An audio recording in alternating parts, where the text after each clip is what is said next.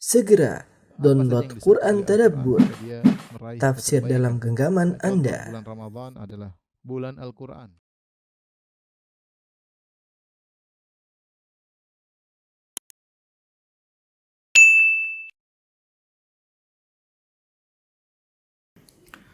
Innal hamdalillah nahmaduhu wa nasta'inuhu wa nastaghfiruhu wa natubu ilayh wa na'udzu billahi min shururi anfusina wa sayyiati a'malina may yahdihillahu fala mudilla lahu wa may yudlil fala hadiyalah. Asyhadu an la ilaha illallah wahdahu la syarika lah wa asyhadu anna Muhammadan abduhu wa rasuluhu la nabiyya ba'dah. Ya ayyuhalladzina amanu taqullaha haqqa tuqatih wa la tamutunna illa wa antum muslimun. Fa inna asdaqal hadithi kitabullah wa khairal huda huda Muhammadin sallallahu alaihi wasallam wa syarrul umuri muhdatsatuha wa kullu muhdatsatin bid'ah wa kullu bid'atin dhalalah wa kullu dhalalatin finnar. Ma'asyiral muslimin, usikum wa nafsi bi taqwallah faqad fazal muttaqun. Muhammad bin Ishaq meriwayatkan dengan berkata, kana nasun min ahli al-Madinati ya'ishuna wa la yadruna min aina ma'ashuhum hatta mata Ali bin al-Husain bin Ali bin Abi Talib radhiyallahu ta'ala anhu fa faqadu ma kanu yu'tawna bihi min al-lail. Ada sekelompok orang di kota Madinah yang mereka mendapatkan pemasukan kehidupan sehari-hari, ya. Namun mereka tidak tahu dari mana mereka mendapatkan makanan mereka. Sampai akhirnya meninggallah Ali bin Husain radhiyallahu taala anhu yang dikenal dengan Zainal Abidin. Baru mereka kehilangan pasokan makanan tersebut setelah wafatnya Ali bin Husain. Ali bin Husain radhiyallahu taala anhu menyembunyikan amalan solehnya. Setiap malam beliau keluar memikul gandum, lantas beliau meletakkan di rumah-rumah fuqara di kota Madinah. Beliau melakukannya setiap malam. Bahkan dalam sebagian riwayat disebutkan ada 100 rumah yang beliau datangi. Ketika pagi hari penghuni rumah membuka pintu, lantas mereka mendapati gandum sudah ada di depan pintu mereka. Berjalan terus kondisi seperti ini sampai akhirnya ketika beliau wafat, maka orang-orang pun, orang fuqara tersebut kehilangan bantuan yang biasa mereka dapatkan di malam hari. Mereka sadar ternyata selama ini yang memberikan bantuan adalah Ali bin Husain radhiyallahu taala anhu. Yang Ali bin Husain menyembunyikan amalan tersebut. Tidak ada yang mengetahuinya. Ketika orang-orang memandikan jasadnya, mereka dapati ada bekas hitam di punggungnya. Ternyata beliau selama ini yang memikul langsung karung-karung gandum tersebut. Bahkan beliau tidak memerintahkan pembantu beliau untuk memikul gandum-gandum tersebut. Inilah amalan soleh yang disembunyikan, yang pahalanya lebih besar daripada amal soleh yang ditampakkan. Demikian juga diriwayatkan dari Daud ibnu Abi Hind rahimahullahu taala, kana yasum 40 sanatan. Beliau puasa 40 tahun dalam kondisi istrinya tidak tahu. Disebutkan beliau setiap pagi ketika pergi ke pasar dibawa bekal, diberikan bekal oleh istrinya. Maka beliau bawa bekal tersebut, disangka oleh istrinya dia akan makan sarapan pagi di pasar. Ternyata dia sedekahkan makanan tersebut. Kemudian dia pulang menjelang maghrib. Dan ketika maghrib dia minta dihadirkan makan malam. Istrinya menyangka dia sedang makan malam, ternyata dia sedang berbuka. Inilah kebiasaan para ulama dahulu menyembunyikan amal soleh mereka. Dan contoh seperti ini masih sangat banyak dari mereka. Karena mereka tahu bahwasanya amalan soleh yang disembunyikan lebih besar pahalanya. Allah Subhanahu wa taala berfirman, "In tubudus shadaqati fa ni'mahi wa in tukhfuha wa tu'tuha al-fuqara fa huwa khairul lakum." Kalau kalian menampakkan sedekah dengan ikhlas, maka itu baik bagi kalian. Namun jika kalian sembunyikan dan kalian berikan kepada orang-orang fakir, maka itu lebih baik bagi kalian. Ini dalil bahwasanya sedekah yang disembunyikan pahalanya lebih besar daripada sedekah yang ditampakkan. Rasulullah sallallahu alaihi wasallam bersabda, "Man istata'a minkum an yakuna lahu khib'un min amalin salih falyaf'al." Siapa di antara kalian yang mampu memiliki amal soleh yang disembunyikan, maka lakukanlah. Rasulullah sallallahu alaihi wasallam juga bersabda, "Salatul rajuli tatawwu'an haitsu la yarahun nas, ta'dilu salatahu ala ayunin nas 25 darajah.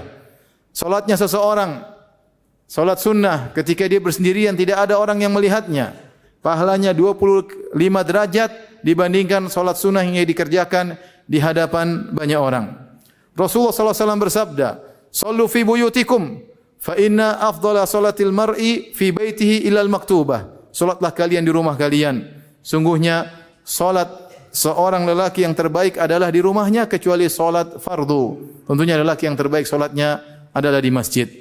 Ini semua hadis-hadis dan dalil yang menunjukkan bahwasanya ibadah yang dilakukan secara tersembunyi sangat dianjurkan.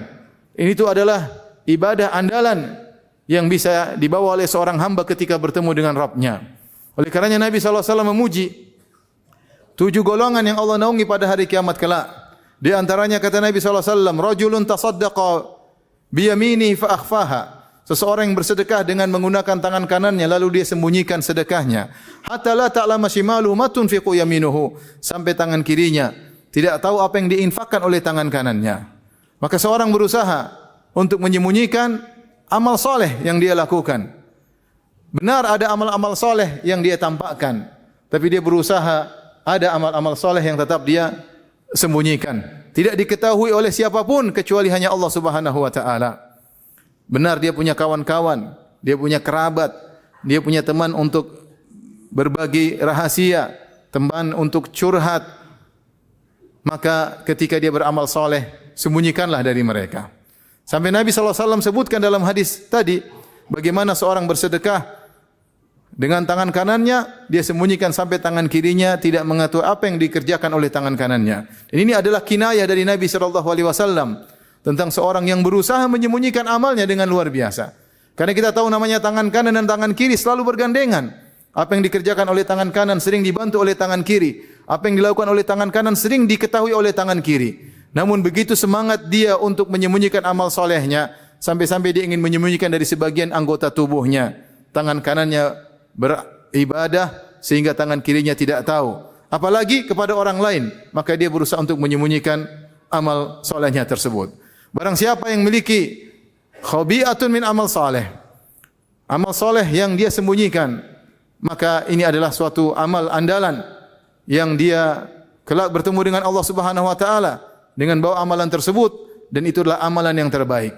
Ketika Allah Subhanahu wa taala berfirman, "Tabarakalladzi biyadihil mulku wa huwa ala kulli syai'in qadir, alladzi khalaqal mauta wal hayata liyabluwakum ayyukum ahsanu amala." Dialah Allah Subhanahu wa taala yang menciptakan kehidupan dan kematian untuk menguji kalian mana di antara kalian amalan yang terbaik. Allah ingin di antara kita mana amalan yang terbaik. Fudail bin Iyad rahimahullah ketika ditanya tentang amal yang terbaik, kata beliau, aswabuhu wa akhlasuhu, itu amalan yang paling tepat sesuai dengan sunnah Nabi SAW, wa akhlasuhu, yang paling ikhlas kepada Allah Subhanahu wa taala. Dan jika suatu amalan disembunyikan yang tahu hanya Allah Subhanahu wa taala, maka tentu keikhlasannya terjamin, berbeda dengan amalan yang dilihat oleh orang lain. Aqulu qawli hadza astaghfirullah li wa lakum wa li sa'iril muslimin min kulli dhanbin wa khati'ah fastaghfiruhu innahu huwal ghafurur rahim. Alhamdulillahi ala ihsanihi wa syukru lahu ala taufiqihi wa amtinanihi wa asyhadu an la ilaha illallah wahdahu la syarika lahu ta'ziman li sya'nihi wa asyhadu anna Muhammadan abduhu wa rasuluhu da'ila ridwanihi. Allahumma salli alaihi wa ala alihi wa ashabihi wa ikhwanihi. Jamaah yang dirahmati oleh Allah Subhanahu wa taala, di antara hal yang bantu kita untuk bisa menyembunyikan amal soleh kita, kita belajar agar kita berbahagia jika yang mengetahuinya adalah Allah Subhanahu wa taala. Sehingga kita tidak perlu menanti orang lain mengetahuinya dan tidak perlu menanti pujian dan pengakuan orang lain, pengakuan makhluk. Ketika Allah sudah melihat apa yang kita lakukan, maka kita sudah berbahagia. Bukankah Allah Subhanahu wa taala berfirman, "Wa ma taf'alu min khairin ya'lamhu Allah." Kebaikan apapun yang kalian kerjakan, maka Allah mengetahuinya. Dalam ayat yang lain kata Allah Subhanahu wa taala, "Wa ma taf'alu min khairin fa innallaha kana bihi alima." Kebaikan apapun yang kalian lakukan, maka Allah mengetahuinya. Maka jika seorang tahu Allah sudah mengetahui apa yang dilakukan, maka sudah cukup. Tidak perlu dia menanti sanjungan dan pengakuan orang lain, pengakuan makhluk yang tidak bisa beri manfaat kepada dia di akhirat kelak. Dan menyembunyikan amal bisa kita lakukan, ya. Tidak harus kita mengunci pintu dalam rumah baru kita beramal soleh. Sekarang mudah, seorang bisa saja naik mobil dalam perjalanan kemudian dia berzikir kepada Allah Subhanahu wa taala. Tidak ada yang mengetahui kecuali Allah Subhanahu wa taala. Seorang bisa saja bersedekah ya, kemudian dengan mengirim sebagian sedekahnya kepada yayasan-yayasan yang membutuhkan, yang amanah, yang bisa menyalurkan kepada keperluan kaum muslimin tanpa ada yang mengetahuinya. Dia bisa melakukannya. Seorang bisa saja salat malam di malam hari ketika istrinya dan anaknya tidur, maka dia bangun diam-diam, kemudian dia salat, kemudian dia tidur lagi tanpa diketahui oleh istrinya. Seorang bisa saja baca Quran ketika dia sedang bersendirian, sedang bersafar, dia sedang di hotel, dia sedang duduk sendiri, dia buka Al-Quran baca dan tidak ada yang mengetahuinya kecuali Allah Subhanahu wa taala. Seorang bisa saja mengayomi suatu keluarga atau dua keluarga jika dia memiliki kelebihan uang, dia ayomi keluarga tersebut tanpa ada yang mengetahuinya, yang mengetahuinya hanyalah Allah Subhanahu wa taala. Dengan demikian maka dia telah memiliki amal soleh yang tersembunyi dan yang sangat dianjurkan oleh Nabi sallallahu alaihi wasallam dan akan sangat bermanfaat baginya di hari kiamat kelak, dan itu adalah amalan yang terbaik sebagaimana perkataan Fudail bin Iyad, amal yang terbaik adalah akhlasuhu, yang paling ikhlas kepada Allah Subhanahu wa taala.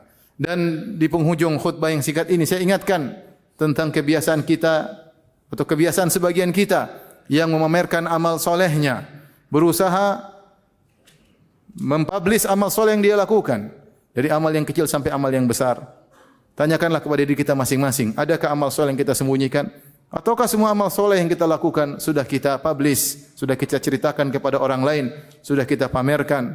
Bakti kita kepada orang tua kita ceritakan kepada orang lain, perhatian kita kepada istri kita ceritakan kepada orang lain, sedekah kita kepada anak yatim kita ceritakan kepada orang lain, umrah dan haji kita bahkan kita masukkan di Facebook dan masukkan di medsos, jadikan